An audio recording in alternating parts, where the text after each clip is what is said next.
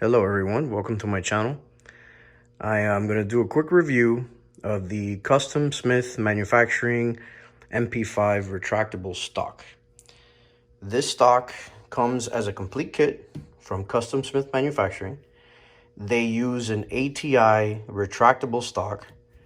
They make this adapter, this part here, that attaches to the stock and then has the adapter here for a Gearworks Tailhook mod.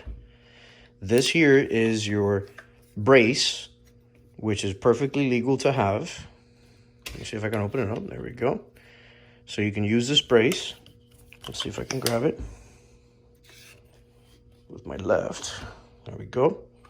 So this is a brace for you to be able to hold the handgun in this case, because it's not a rifle. This is not considered a rifle, even though it has this quote-unquote stock. It's actually a brace. And then you can lock it up. It's really nice. It's made out of metal. And it just gives the MP5 that look, you know, like the original MP5 A3 stock. And it's also two-position stock, so you can take this out. Let's see how I'm going to figure this out with one hand.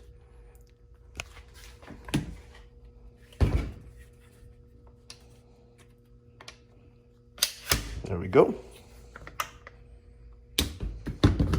Okay. So that's what it looks like with the stock out. It's very comfortable to shoot. It's very nice. It looks amazing.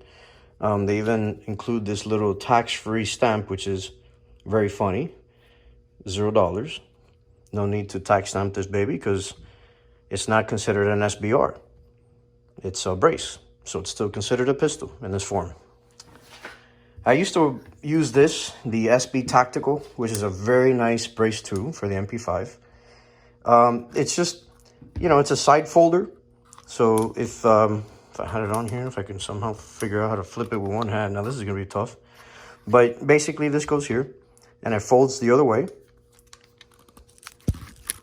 There we go. So basically it folds on the other side like this.